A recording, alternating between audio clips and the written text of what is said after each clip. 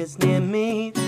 Let's go and see what lies behind a record store's mind. If you're lost, get found, take in the sound. It's a place to go when you're feeling low. So if you don't mind, we'll share what we find. We'll make a podcast so all this will last. If you're lost, get found, take in the sound. It's a place you go. So let's start the show. Start the show.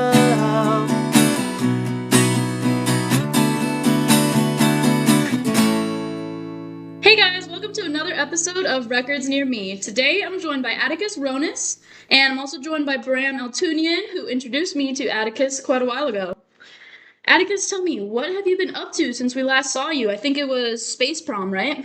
Yes, Athens Space Prom. That was very fun. I'm glad we all got to hang out at that.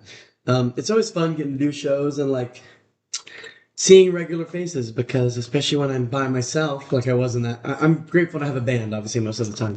But that one was a very unique experience, as you guys were well aware when you went to go see it.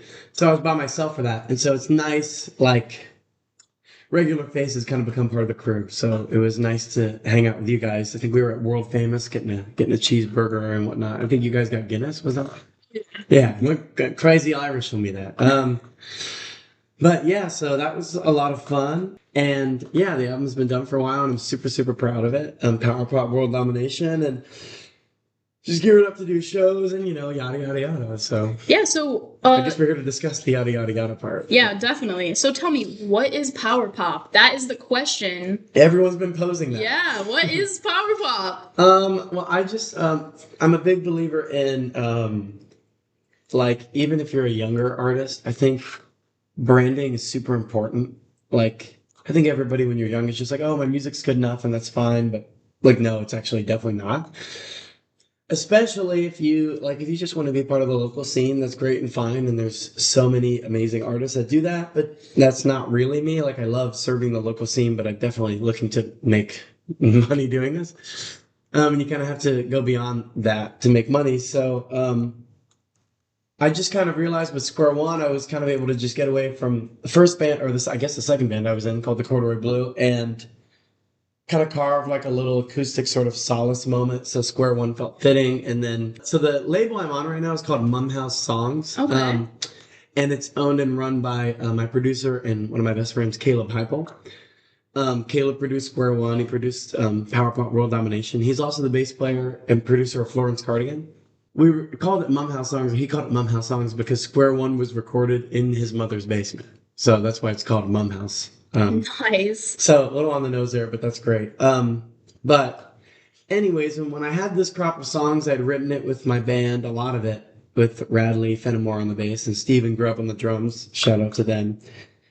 And I don't know, I just felt like these songs are larger than life. And power pop, to answer your question in the longest winded way possible, is really this genre that started with the British invasion that came in the 60s and kind of refined in the early 70s by Americans. It kind of just ping pongs between British and American over and over again in rock history, I feel like. Or at least for me, the stuff that I really like. And so you had the 60s British stuff and then the 70s American stuff. And then you went back to new wave British in the 80s. And then there was both really good Britpop and Nirvana and stuff like that in the 90s. And then ever since then, to be honest, I don't really feel not that Nirvana's power pop, but it's literally to me you took punk and the Beatles and combined it. To me is what Nirvana is. Not all the time, but I think when they're at their best. Anyways, and so I feel that genre in particular, there's a lot of great music and a lot of great bands, but I didn't feel that was being represented today. And it's very obvious people still listen to it because there was a statistic that came out on Spotify that said something 65 or 70% of the charting songs on Spotify are cataloged music, which means stuff that's not coming out now that had to be bought from Spotify to be on their catalog from the past. So that's a crazy stat to look at and Yeah. realize that there's definitely a market for that. And so here I am, locally trying to do it. So Hell yeah, man. independent. We're here for it. You too. Us three. Domination. So, Power Pop is clearly the inspo. What records? And you have a record collection of your own, right? Yes. Okay. I was gonna say it's like a lengthy collection, but I feel like there's gonna be people that are listening to your record podcast who are like, oh, that's nothing. So I'm not even gonna say the number that I have. Whatever. But I have a lot of records, yeah. Yeah. So, if you were trying to introduce somebody to Power Pop, what would you pull Ooh, that's from a really good your question. collection? Okay. I honestly would just have to carve through which Beatle albums I'd pick first. But I would say Revolver is super power pop. I'll just go ahead and pick that one for now for the Beatles. I might change my mind. There's a lot of My earrings on today. Yeah, exactly. You're a Paul McCartney gal, I remember. For sure. Yeah, which I'm probably a Paul McCartney gal too, but right now I'm in my John Lennon phase. Okay. But yes, I'd say Revolver. I'd say anything by Big Star. Big Star is a huge American power pop band. I'd say number one world record and Radio City by Big Star are two huge power pop albums. Early Who would be another one. Yes, right? yes, definitely. Because Pete Townsend was the one who came up with the term, right? Absolutely, that's right. Look at Bram with the Wikipedia knowledge over here. Oh yeah.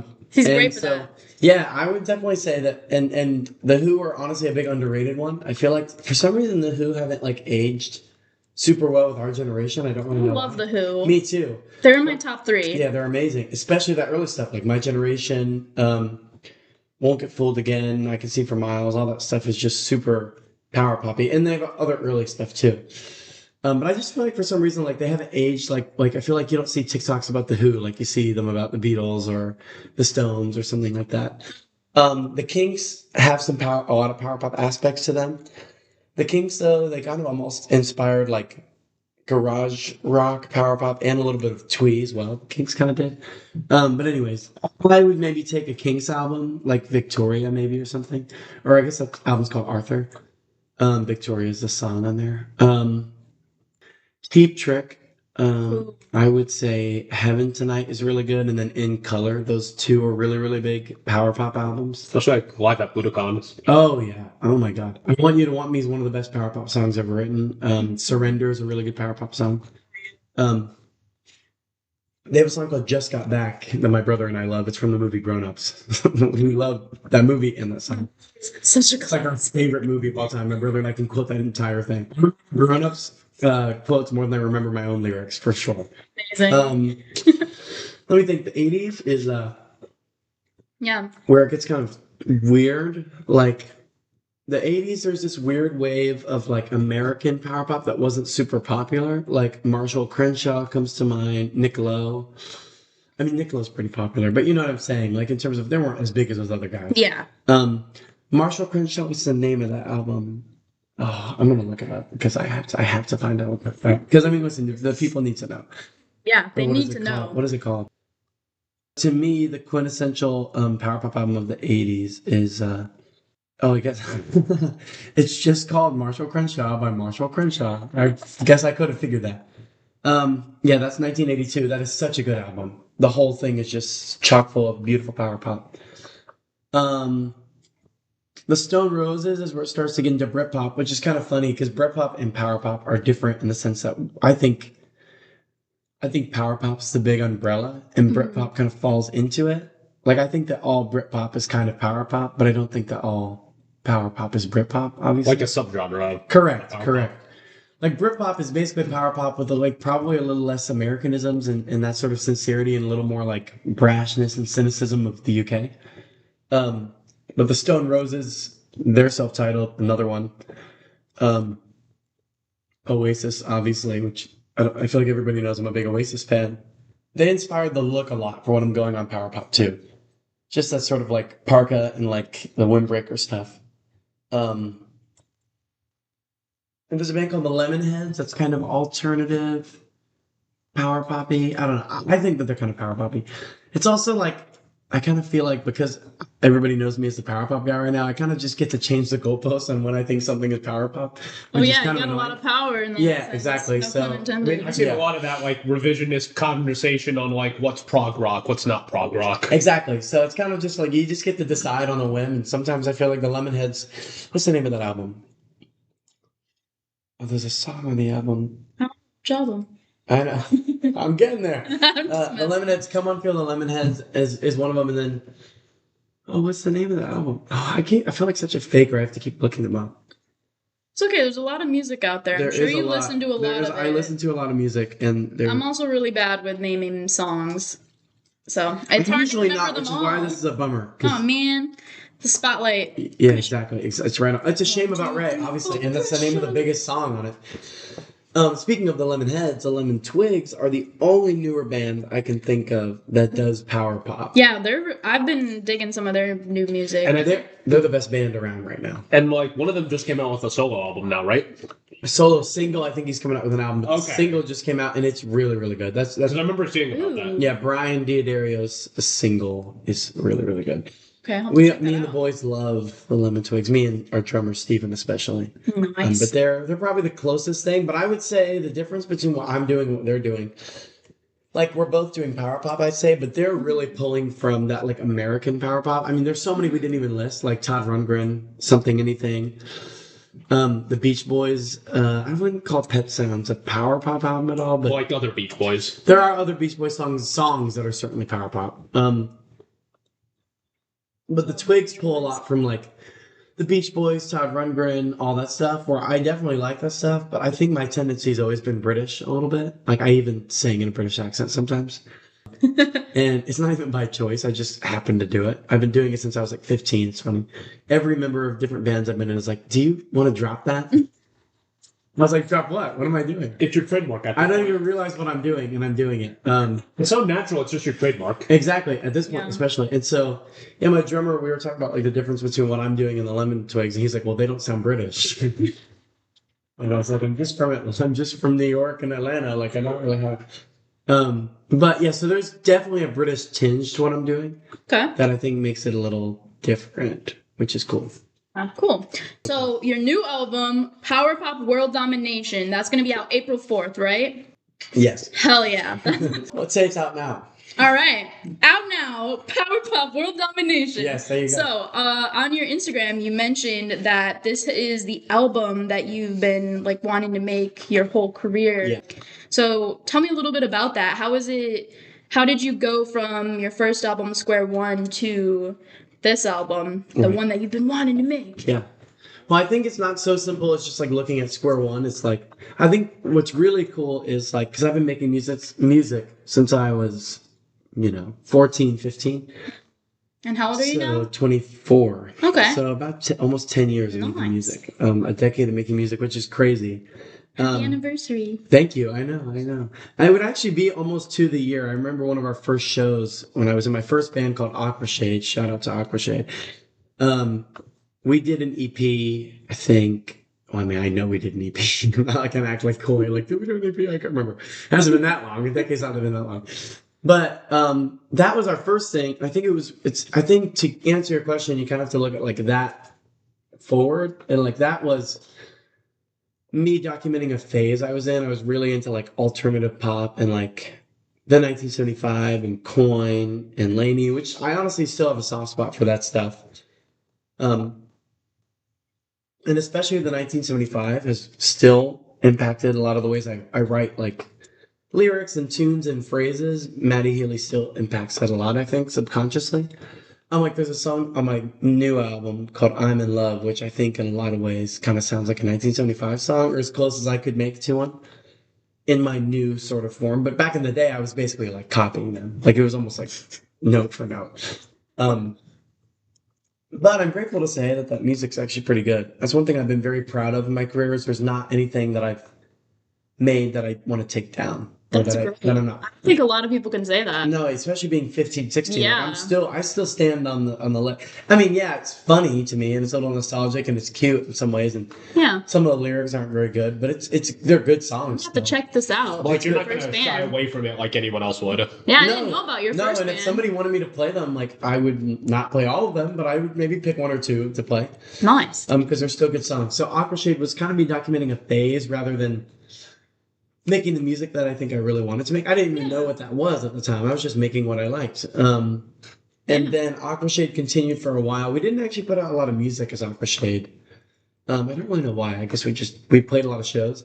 We kind of got like our chops under us. And then COVID hit, and my brother and I, we had kind of whittled down Aqua Shade to like my brother and I and like another musician. Because we used to have, it was me, my brother, and a childhood friend that were in Aqua Shade. And then she kind of transitioned out, and then another guy transitioned in. It was the three of us. And then once that other guy left, we kind of felt like Aqua Shade was dying a little bit or plateauing. And so it took COVID, though, to get us to be like, all right, I know we've been going under this name forever, but I think we should change it. And around that time was when I was always into older music. My dad always raised us on that, but COVID was when I really fell in love with, in particular, I think the big five was the Beatles, obviously, the Velvet Underground, David Bowie, Bob Dylan, and the Beach Boys. Those were my five. In particular, the albums by them were, I mean, anything by the Beatles, really.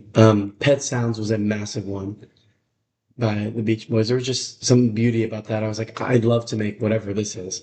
And then Blood on the Tracks by Dylan. Everything on that is still so good. I used to probably have it even higher on the list than I do now because I've really learned to like some of his mid 60s stuff a lot. Like Highway 61 Revisited and Bringing It All Back Home, I really, really love now. But I still love Blood on the Tracks probably the most.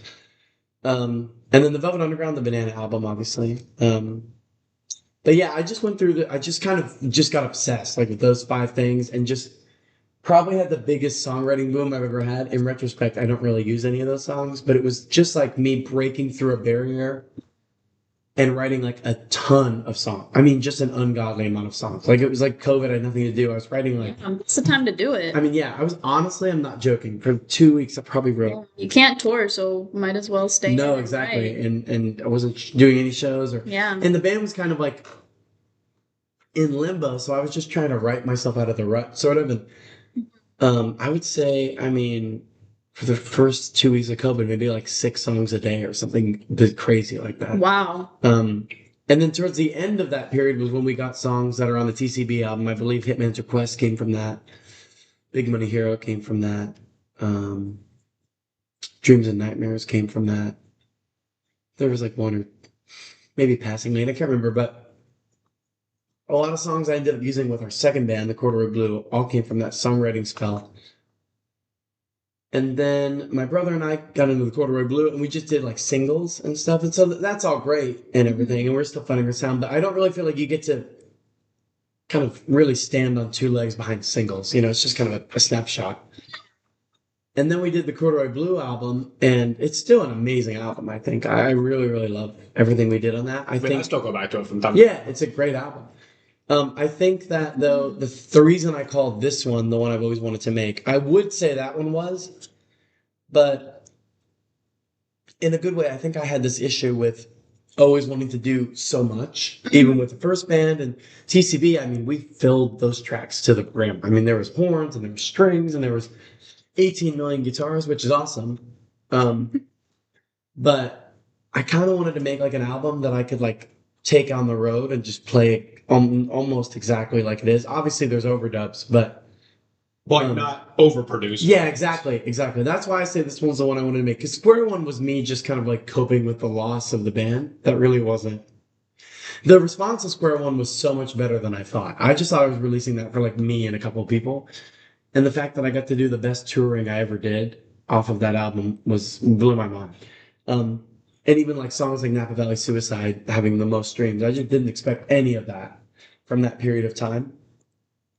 Because I really just did that to kind of build some sort of foundation before this album, because I knew this one was going to be important. But Square One took on like a life of its own, and there's some people that like that stuff better, which is cool.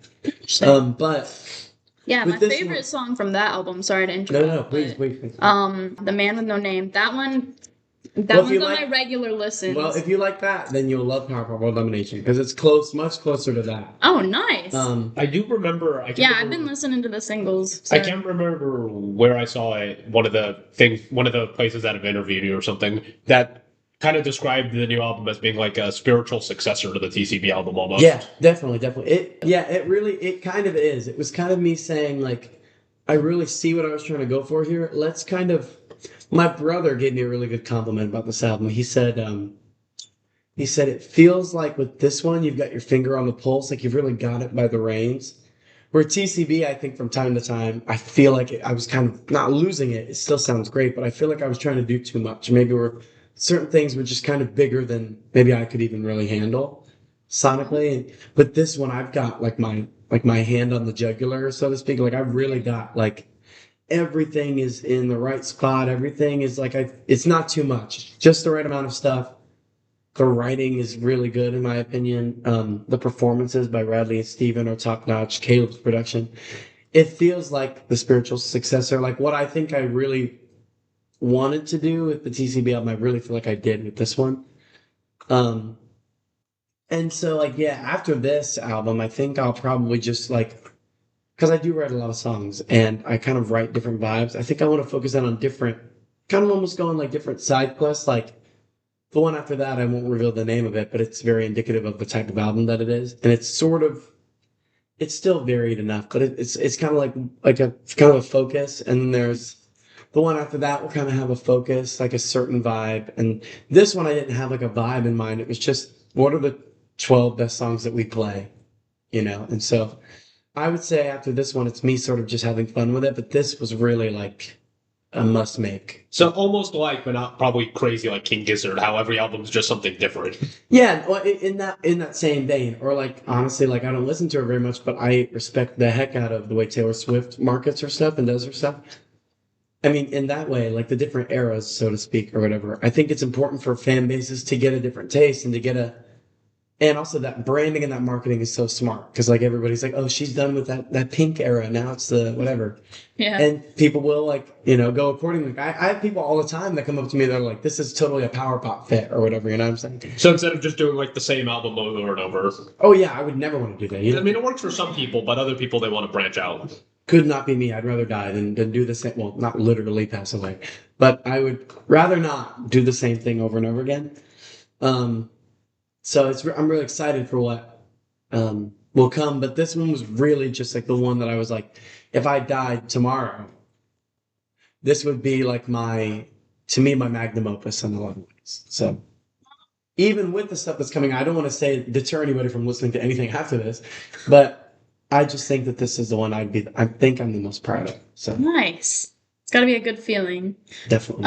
So you've released 2 singles so far for this album. By this time, we'll probably have I will have probably released 3. So that one's called Ludwig van, and it's about Ludwig van Beethoven, which I just went through. Like I go through weird obsessions and phases, and there was like a time when I was like only listening to Beethoven for some reason, which I've never done. That's not something that I do. But I think I just watched like Clockwork Orange, and I was like, that song is awesome. Whatever song is in that.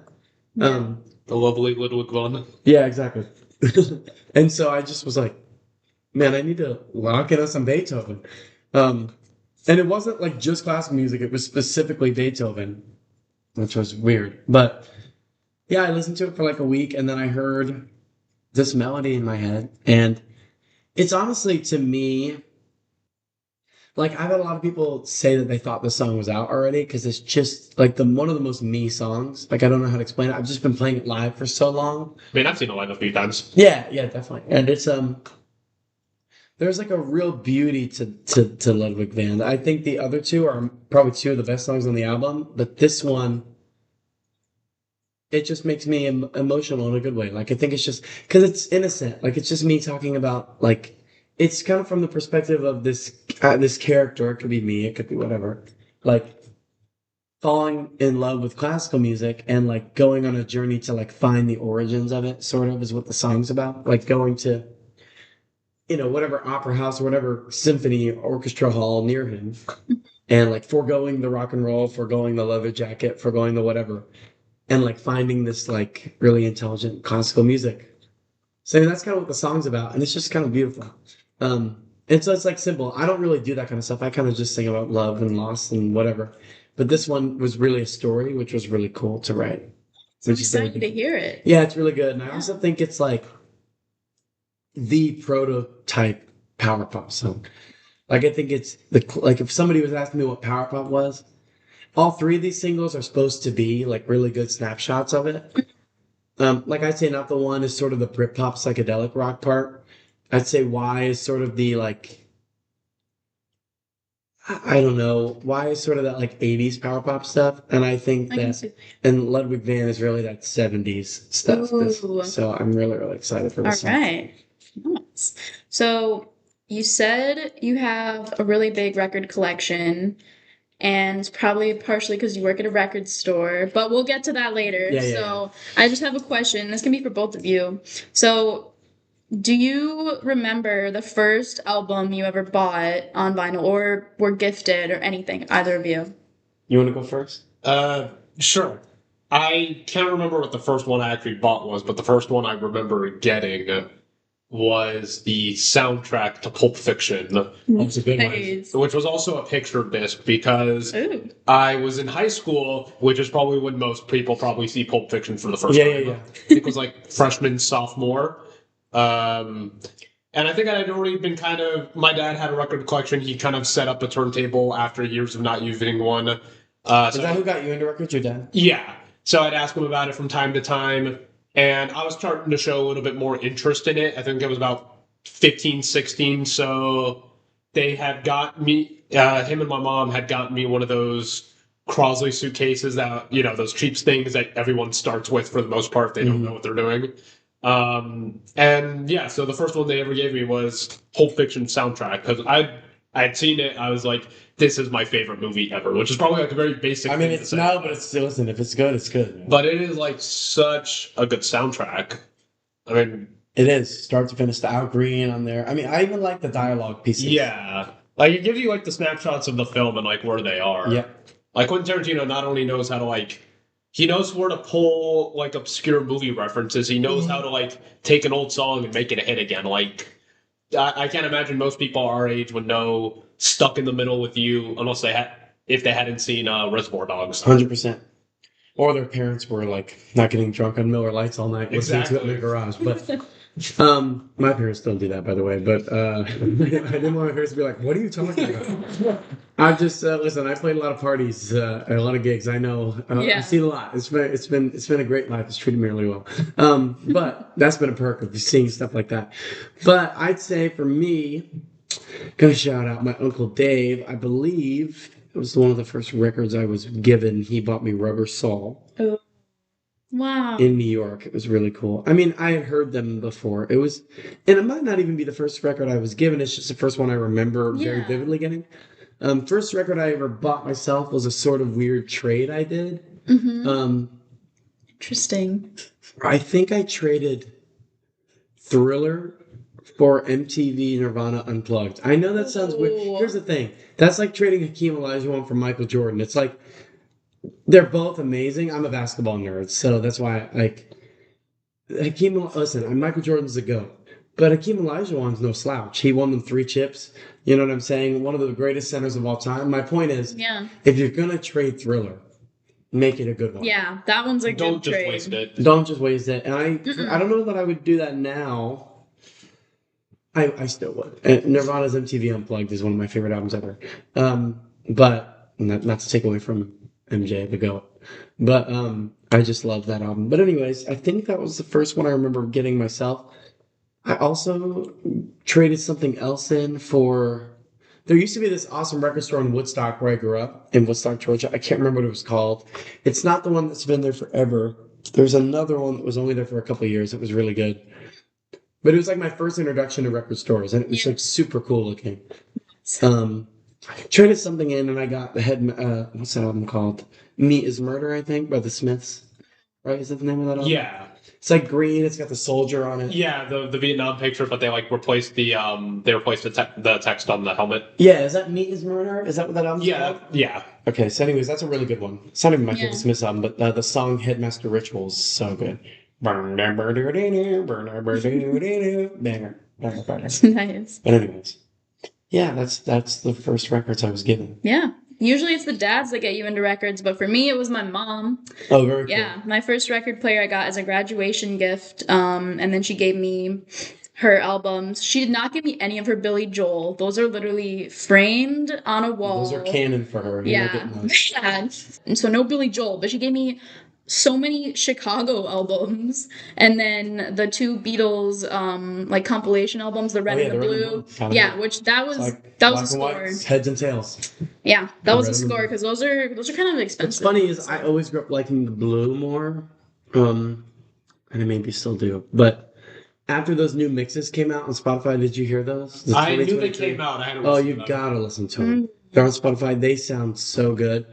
In particular, I felt there were more differences in the mixes on the red ones, just because they're older, and they did such a good job. Made me fall in love with those songs in a different way. The red were the earlier ones, right? Yeah, but there's that later period. To me, the best era of the Beatles is end of the Red album, beginning of the Blue. So you've got like Rubber Soul through Magical Mystery. Rubber Soul, I Revolver. agree with you on So like as they're entering their psychedelic period. Yeah, but right before. So like Rubber Soul, Yeah. Rubber Soul, and honestly, I think a little bit of Help is right there too at the end of the Red. Some of the best songs on Help, Rubber Soul, Magical Mystery, and Revolver. I mean, that 4-album period, 3.5 album period. Yeah, that's definitely my favorite. Yeah, era. me too. And I like the ending period with White Album, Let It Be, and I could talk about that for hours. We're not here to talk about Me that. We're here too. to talk So about yeah, me. let's yeah. Okay, so like I said earlier, and you said earlier, you have a big record collection, probably because you work at a record store. That would be true. I'm little bit. currently in between record stores. Really? Yes, because so my tenure with record stores started when Yeah, I where was have you first been getting into records, working? and COVID was, I think it was 2020. This was sort of out of like the lockdown sort of period, like August or something. Me and my buddy Grant, shout out Grant. He is Garanch Archives. He makes cassettes for local artists. So if you're hearing this, Cool. Grant is awesome. Anyways, Grant and I would go to Waterloo all the time. We had like just figured out about it. I think we were staying at somebody's house near that area, and we were like, oh, that's what it was. Actually, I won't name drop because I don't really want to do that, but there was a famous 90s musician that I was house sitting for, and me and Grant were there, and we were like looking up record stores in the area, and in Waterloo, we'd never heard of it before, Waterloo Sunset, and we were like, okay, let's go there, and it was just magical. It was just magic. They had a Beatles area, and everything was super cheap, and yeah, we just fell in love with it, and me and Ted, the owner, became like really close, and I think that was like early 2020. And anyways, in August, I was like, listen, COVID's kind of over. I would love a job. And I was just a kid who loved records, didn't really know anything about first thing selling them. Yeah. Or how to grade them, any of that stuff. And so he put me on CDs, which I love CDs too. It's a little different than vinyl, but I still love CDs. Yeah. Anyways, that turned into a, 2-year job. I worked there from 2020 to July 2022, and a lot of those coworkers became family, and a lot of the regulars like Bram became dear Yeah, friends. and- that's how you guys met. yeah, and he I was want to always hear about that. he was always we'll get there, but there was a ton of I think there was a lot of prog rock involved, if I Yeah. recall. I'm Sounds always about looking. right. I'm always looking for either Rush or Under A lot of King Crimson, I think, a little bit of that. Yeah. going on. I remember that. You would buy posters, I feel like, at certain Oh points. yeah. Yeah. Yeah. I mean, my wall's plastered in them, so. Yeah, the little 795s, baby. Those were listen. I mean, they're cheap. All reliable. They were amazing. They're cheap. They're small enough. I can put a ton up. Yeah, exactly. But yeah, you used to like MTV Cribs, like this is from Waterloo, this is from Waterloo, this is from Waterloo, the whole room. There's like But, 6 in a row. Literally just walking. yeah, that's awesome. So I was there, and then there was some unfortunate circumstances. It was just kind of like drama or whatever that ended the reign of Waterloo Sunset and the Battery. And I like went in between jobs. I did a little bar gigging, which I still do. And then I still do work at my father's restaurant in the city called Meehan's. So I manage and serve there, and I'll still be doing that because that's like the family business, and I've really come to enjoy that. Meehan's is so good. It's the best. Everybody needs to know. It is so good. Downtown Irvine's location, whichever one's at your convenience. So I'm just doing a little plug there. Meehan's. Oh yeah. So after Waterloo, I was doing Meehan's, and then I moved to Marietta, and I'd been to Sweet Melissa's Antiques on the Square before, and they have such a beautiful store. I think that was actually my first record store. A lot of people stumbled upon it in high school. It's a gem there in the Square, and Jim and Melissa, shout out to Sweet Melissa's for having me for over a year and a half, I believe. I think I started, let me see, like October 2023, I think. Something like that. October 2023. And I have taken a step back just in the last couple of weeks because Waterloo's coming back. And, you know, us as Sweet Melissa's, they had kind of known, like, Ted kind of raised me I was like his record child. Like, he raised me and taught me how to do everything. And I think there was always this feeling that when Ted opens up, I would be going back. But we never talked about that, and I was treated like family there as well. Jim and Melissa, and they're really sweet over there too. They're some of the best people I've ever met. And Briar, also shout out Briar, one of my besties. Hi, bestie. Yeah, and she's great. And yeah, I'm gonna be back at the Waterloo Sunset Records. By the time this comes out, hopefully we're in swing. That's exciting. Yeah, just Ted knows records, and he knows me, and he's done a lot for me. And there was a period in 2023, I think, where I was using his van for touring the whole time. He would just like let me have his van for touring. And I mean, listen, there was good and bad, but it was a really, really good time overall. And I'm big thank you to Ted for letting me even use that and making that part of my life possible.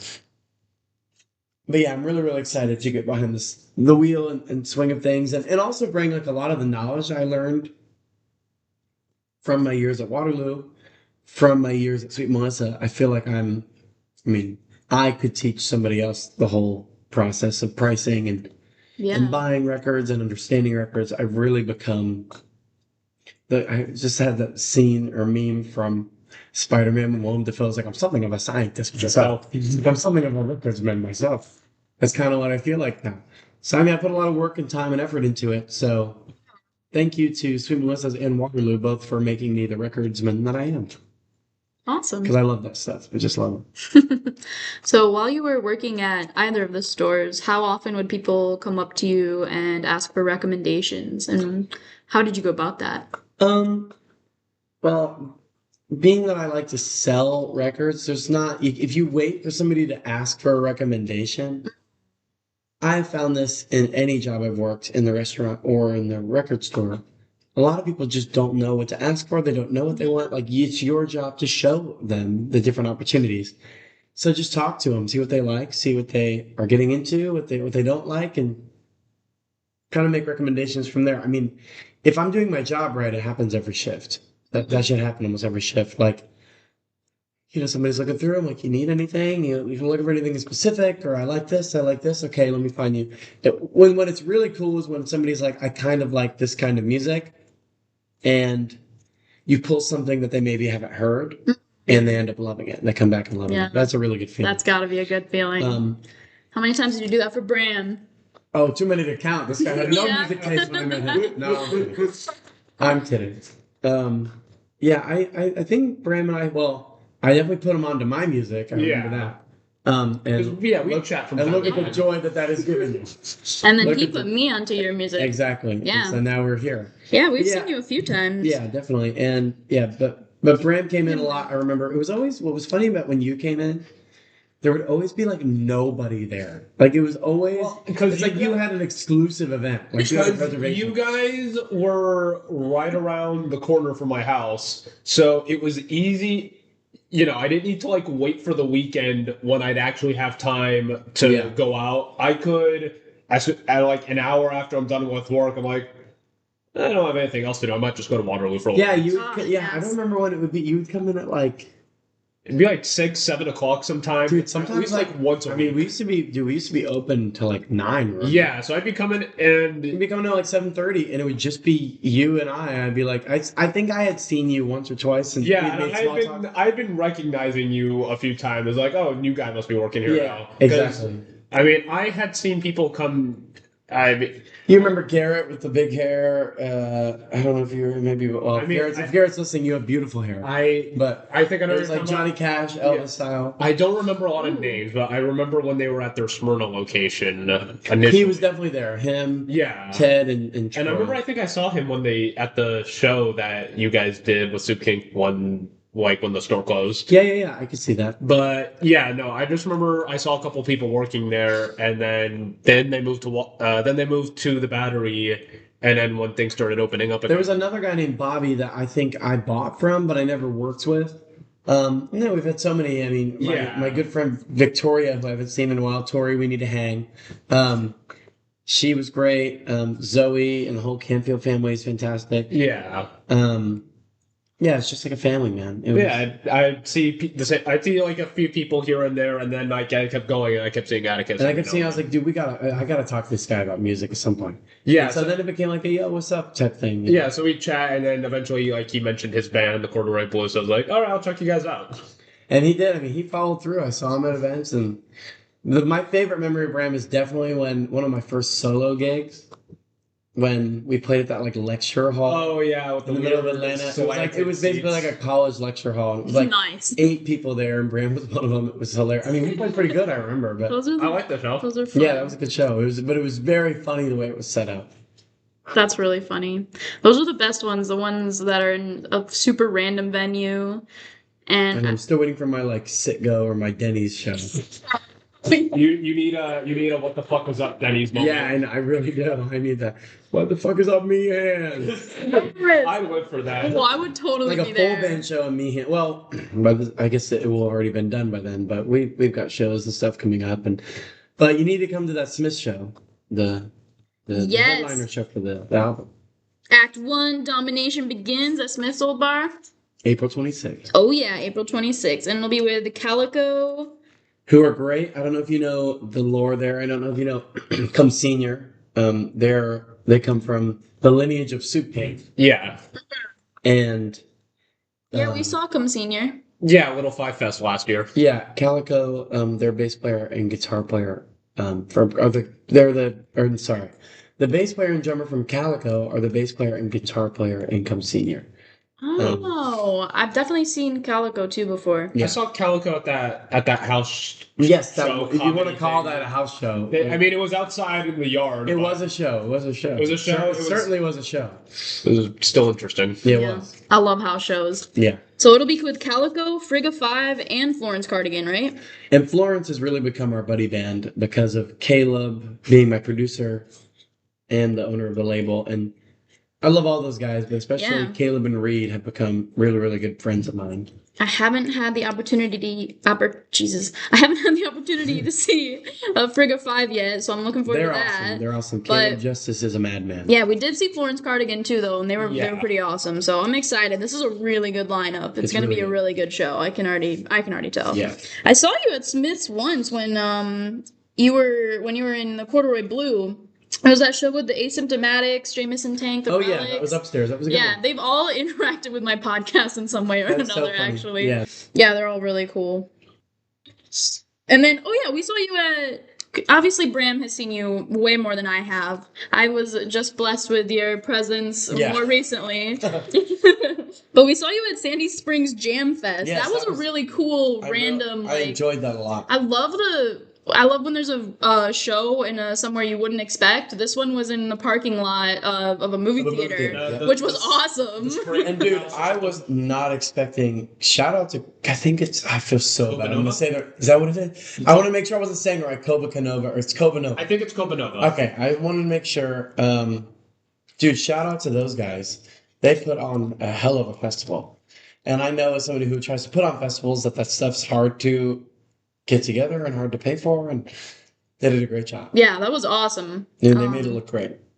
Yeah, and I do remember while we were there, you were selling merch, and I love this, but you had a little suitcase. I did. And you had your merch in it. So can you tell us about the suitcase? Well, I actually have not evolved, but maybe devolved from using the suitcases as much, just because I've been doing it for so long. Now I just kind of put everything on a white table. But the suitcases were, I believe my dad said they were his mother's.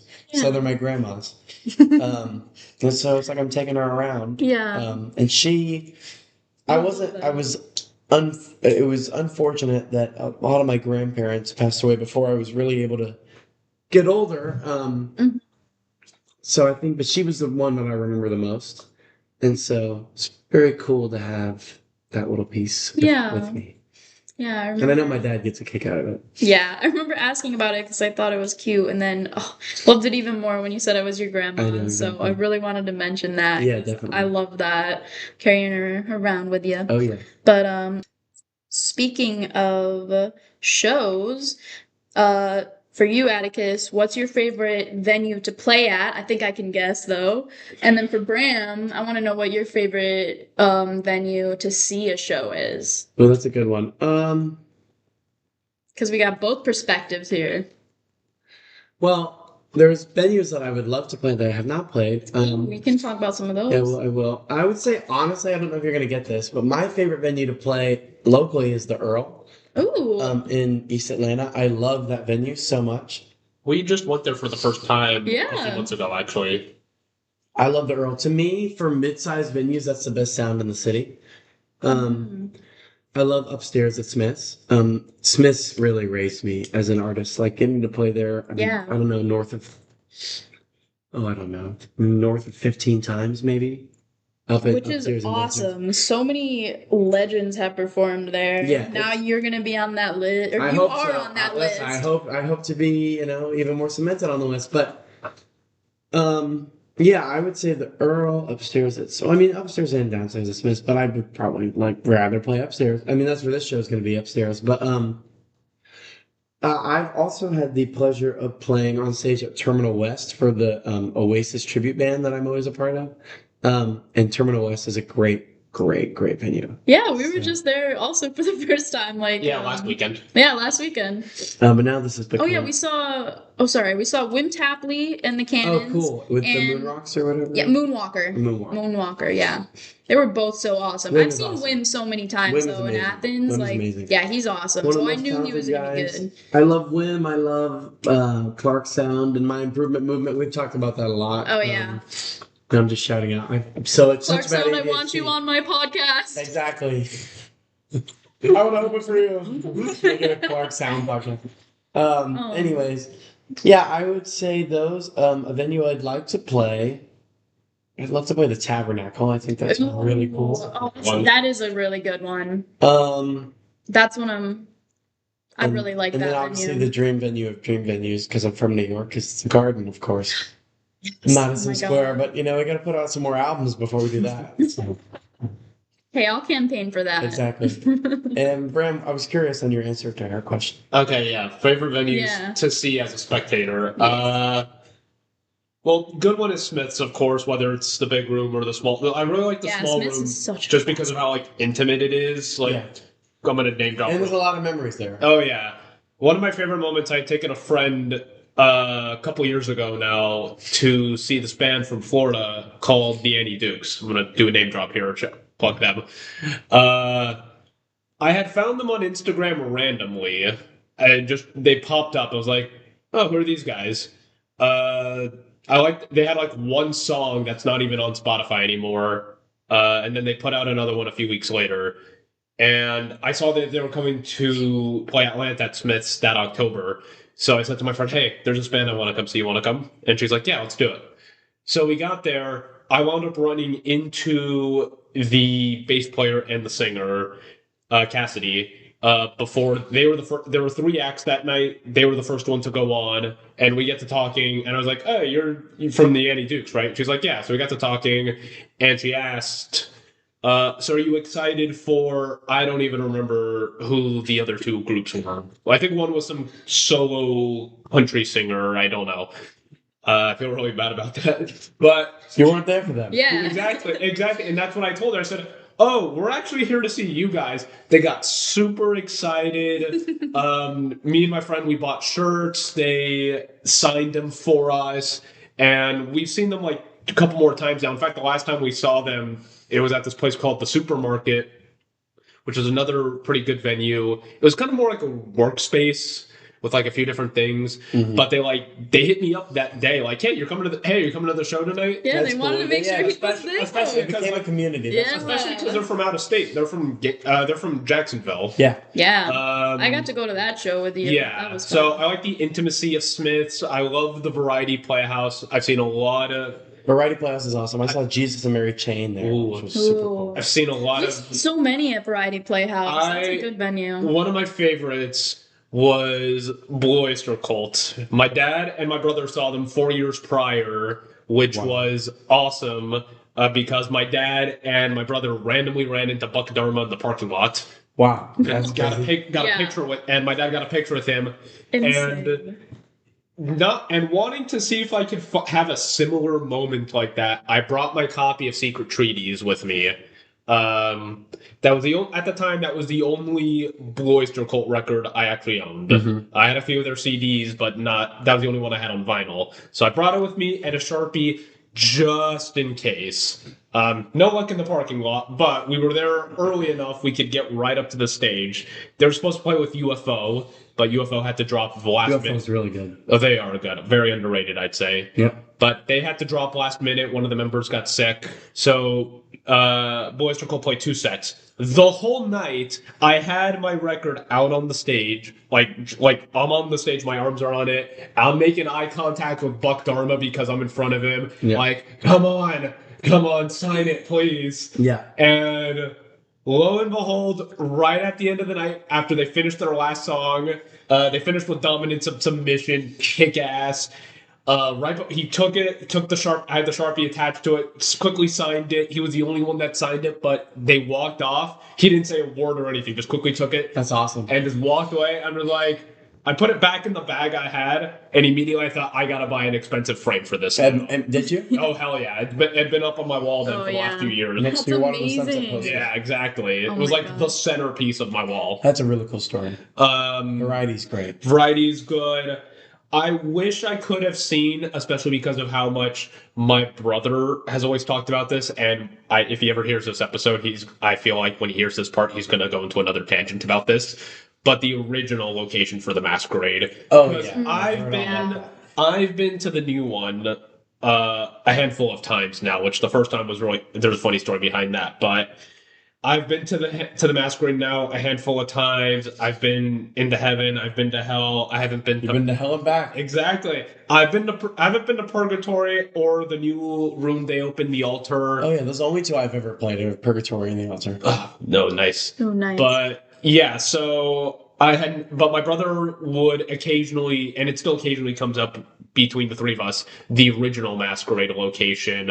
I've heard nothing but good things. Yeah, exactly. And it was like the perfect like punk DIY vibe. Well, divey, grungy, but like that's like the aesthetic that you want for whatever band is going to play through. Oh, yeah. Ooh. Yeah, I heard that was good stuff. Everybody I've ever told, they're like, I love the old Masquerade. Yeah. Yeah. Like anytime And listen, if you're listening to this and you work or are affiliated with the new Masquerade, you're fine. But you're not the old. You're great. I do love the. I do love the Masquerade. But you're not the old one, and that's just okay. I do love the Masquerade in its current form, just because like I feel like underground Atlanta is still like the kind of spot that a venue like that is made for. Yeah. Yeah. But to say I wouldn't want to have experienced it would be a lie, because I would have loved to have been able to Me too. go Yeah, to like, the me warehouse three. on Ponce. Me Dang, and see we a all show. missed it. I know, we really did. Yeah. Have been to some good shows at the new Masquerade, though, so... Like I Crazy saw is we Juice can't really there. call it the new masquerade anymore. It's been around. I mean, it's been the. It'll always be the new masquerade. Yeah, I know. It's been It's been there for this a year location now. for Yeah. dude. It's been this location since I started playing. One of my first shows was at the Masquerade Nice. Wow. in 2016. So it's been that for a long time. It's almost Is 10 it years really? now. It's probably been over 10 years. I mean, Oh my it's like the Sears Tower in Chicago. No one calls it the Willis Tower, even no, though it's exactly. the name. And I wouldn't know what you're talking about, so I'll take your word. Exactly. I have a friend who grew up in Chicago, and when I said the Sears Tower, she's like, "Oh, now it's called the Willis Tower," but no self-respecting No one's calling Chicagoan it. is going to call Yeah. it the Yeah. Willis Tower. Yeah, It's the exactly. Sears Tower. Exactly. Guys are talking about a lot of Atlanta venues, but missing out on the Athens venues. Those are where some of my favorites are. Cozy Bar, Nowhere Bar, and then obviously the classic 40 watt. Nowhere That's Bar like is awesome. I was baptized in the 40 watt recently, which was amazing. yes, The Space Prom? I did that. Yeah. Space Prom was magnificent. Thank you. Yes, Lisa, that please. was so She had fun. told me about it plenty of times, tell us. and there's this open mic I go to from time to time at the Wing Cafe in Marietta, and there's this guy there named Steven. He said he either grew up in Athens or just went to school there, but he said he'd go to the 40 watt. He was buddies with Peter Buck back in the day from Oh, yeah. REM. I think he said he's still friends with him. Yeah. And he said he had never played the 40 watt. He always wished he could. But I seen him play at the Wing Cafe a couple of times, and one of them is called like Dancing at the 40 watt. 40 Watt is a really cool venue. That was my first time playing. Was that Space Prom? Oh, dude, You're I'm glad we missing- got to witness I it. know. Oh, You're missing a it's big such one, a legendary. which is Flicker Theater and Bar. Yeah, I was. That's getting been. I mean, there. that I know. I just had to. I had to give Nowhere it the Bar, flowers. Cozy Bar, and Flicker Bar are the top three for me in Athens. What Smith? Besides the biggest, Yeah, like, of course. 40 watt. What Smith has done for me in Atlanta, Flicker has done for me in Athens. Flicker was where we did the Square One release show, which was a big moment for me to do a release show in a different city. Yeah, that's Like, awesome. I didn't even do a release show for Square One in Atlanta. I just did the Square One release show in Athens. Wow, That's crazy. that's and awesome. it turned out really, really good. I think we had like, I don't know, 60 people That's in a awesome. place where, I'd never really played before. I mean, I'd done gig here. For context, it is tiny, so that's a full. It's That's a full room, That's yeah. a full house. It's also kind of funny because from what you've told me about Athens is how like tight knit they all Yeah, are. that's awesome, dude. Because it is kind of hard to break into the Athens scene a little bit. I've Well, like you noticed said, it's I mean, pretty I was tight only knit. Atlanta artist on the Space Prom. Yeah, Athens, so I did notice that because I was do like, feel like I've kind of. you listen, broke that barrier, which well, is hard to do. It so. is, but I just feel like there's a lot of really good people there, and I think that I fit the Athens music scene more than I even fit the Atlanta music scene in a lot of ways. I can see that. I mean, Atlanta's very varied, but Athens seems to have a sound. yeah. I'm a big fan of the Athens music scene. And also, what's kind of funny is like there's a lot of really like heavier stuff, hardcore stuff here, and there's not a whole lot of that. I mean, there is some of that in Athens, obviously. Yeah, I was gonna There say. is definitely some, but I feel like my edgy sort of pop rock thing, it comes out a bit more like that in Athens, I think. I feel Yeah. like that fits more into Athens, where I mean I've seen a couple like hardcore thrashy bands here in Atlanta. I don't think that's gonna mesh here. Yeah, it depends. It depends. Like, there's, again, because you mentioned Atlanta's so varied, there are definitely scenes for everything. Yeah. And listen, Athens has a good hardcore scene too. I mean, there's some awesome bands from up there. But I don't know. I just feel like, Athens fits my vibe in a lot of ways. Yeah. But I love living where I live, so Athens is close enough. Yeah. I mean, you can drive there in a day. Hey, listen, I Like, might it's- move there. I don't know. I love it. But Man, I love it. That was times were great. I lived within walking distance of 2 record stores, every music you venue. know what you had. Oh man, I was living my best life. But I don't know if you guys ever got to. I know you didn't get to see it, Bram, but the Caledonia Lounge. That I've heard of it. oh god, Okay. I saw my favorite shows at the Caledonia Lounge. Like, oh, it was such a good venue, and I'm so sad it closed during COVID. I also really I did one-off show at Hendershots, which I really, I like the way that place looks. It's kind of hard to draw people because it's kind of out of the way. It's like it's kind of on the edge, not really quite right in downtown, and it's like cafe vibes too. I loved it. I Yeah. loved the area and the vibe. I mean, I played at Clark's a few times. Funny enough, I played bar stuff at Clark's. Nice. I played the Georgia Theater rooftop. That's awesome. I also love the rooftop is awesome. Which one day, hopefully, the theater. I mean, there might be some things in the work. We're trying to work something out. So Ooh, I'll be on the Be lookout. on the Maybe lookout I'll for make the that. drive for that then. Yeah. Oh yeah, definitely. Yeah. So I've been lucky enough to see my friends, like some of my friends start at the Caledonia Lounge and then like main stage Georgia Theater. Like I've never been prouder in my oh yeah, life. having your name on that is pretty cool. We did Oh a my show gosh. we did a show on the roof, but it wasn't like a pre or post rooftop show. It was like a ticketed, Yeah. nothing happening in the theater night Oh, up there. nice. So our name was on the marquee, and Oh, that's that was a awesome. pretty big deal for me. That was pretty. That That is a big one deal. of the bosses at Meehan's was so excited. He took a picture of it and framed it and put it in the Oh, restaurant. So shout out to Chris. that's awesome. Yeah. So, oop, shoot. We're getting up to about an hour mark, Yeah. so we can start wrapping it up Yeah, maybe yeah, in a yeah. little bit. But Wrap it up like a Chipotle burrito. so, is there anything that I did not talk about that you want to mention? No, I feel like I've been yapping and blabbering. That's so what this is for, I know, man. I know. Why do you think I started a podcast? I know. I love to exactly. yap. For me to yap and blabber. Oh yeah. No, I think that I'm really excited for this album that is out everywhere now. It's definitely the most promotional work and I'll tell you a funny story to end it about the recording process, which was kind of fun. Like for some reason this year, so just as 2024 was a big year of change for me. Like I got sober April 23rd of 2024. So Congratulations. by the time this comes out, I'll be nearly a year sober. Thank you. It's been a very interesting. I would say my life's like a little less fun, but it's a lot easier, and just probably a lot more calm. So I've enjoyed that. But anyways, just like going through a lot of change, and then and so I had that, and then for some reason my voice was giving me like a lot of trouble this summer. I just use it a lot, and I have a very raspy voice, and so it's just like anything. You put a lot of wear and tear on it. You got to let it recover, and for some reason, and I don't think being super worried about it and literally just crazy mental about it helps. But I was being so like paranoid about my voice, and I think it was actually probably making it worse. Yeah. But for like the whole summer, I was having a really hard time singing. Just a hard time to the point where I was like, I think I need to go see a specialist about this. And so it was kind of freaking me out. So when we were making the album, we were doing everything but the vocals. We were doing the guitars and the drums and the bass. And that's not usually how I do things. But so we're doing everything. And then we were like, all right, we're going to do the vocals this day, Caleb and I. And so I remember it was like August, maybe July when we did the vocals. And I remember being super nervous, trying to take care of my voice. And we get there, and the first song that we tried to do was I'm in Love, which is a very important song for me. I think it's a great song. And it was like very vocally taxing, I remember. So we go in, and I am trying, and I'm trying it. And I'm very hard on myself, but I think I sound like shit. I think I just sound terrible. We're in there, and we're trying to do takes, and I'm like... Your own harshest critic. Definitely. But I mean, I still feel like objectively it didn't sound very good. So I was like going in, and I was trying it, and I was freaking out. I was on the verge of tears. I was like...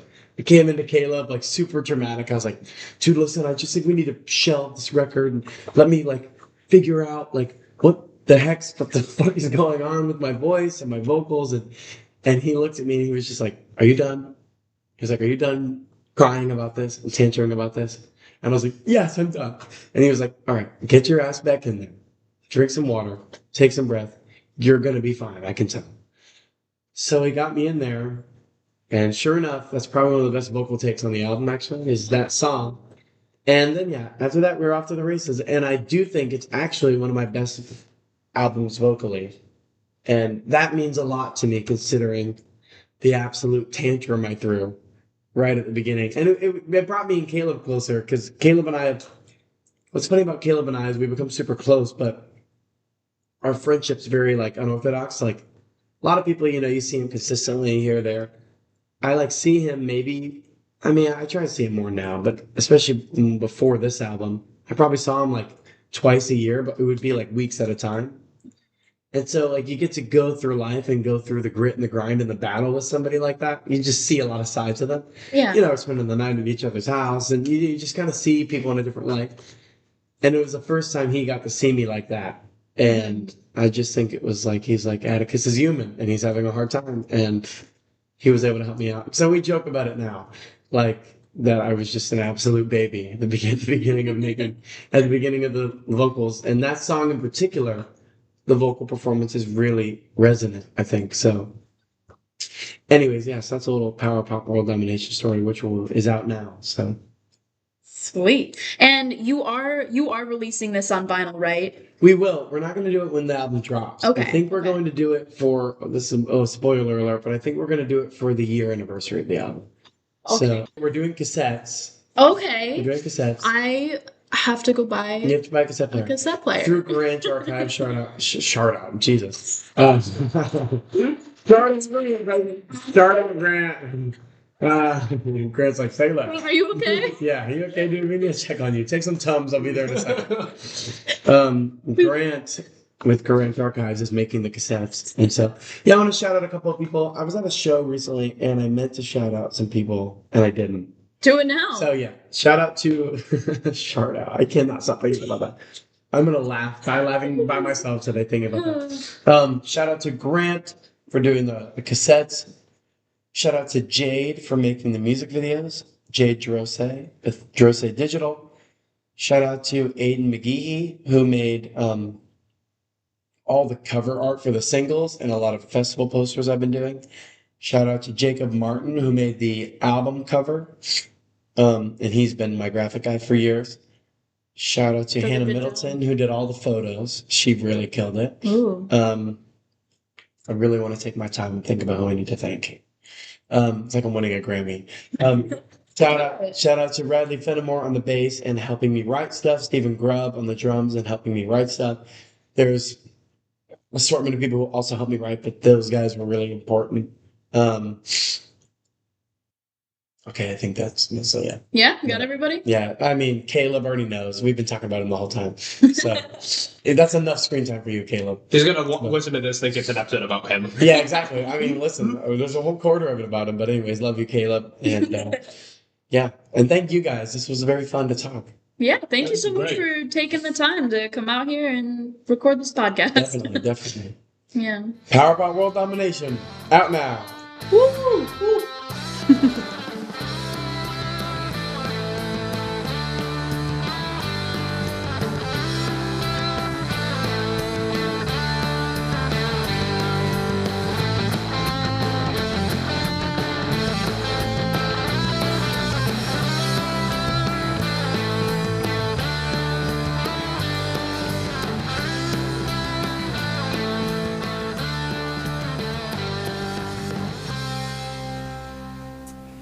Alright, it's 2 weeks later. Had to bring you back, man. So, welcome back, Atticus. Tell me about your show with Drake Bell. You just opened for him at Smith's Old Bar.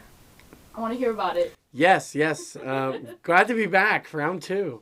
All part of the same pod. Really wonderful. Yeah, it was insane, actually. He's extremely famous, and it didn't really hit me until after I was done and I was watching him play, and I was like, I grew up watching this guy like my entire life. Not only that, as a kid, but also I still think that show has a lot of staying power to this day, so I enjoy it frequently still.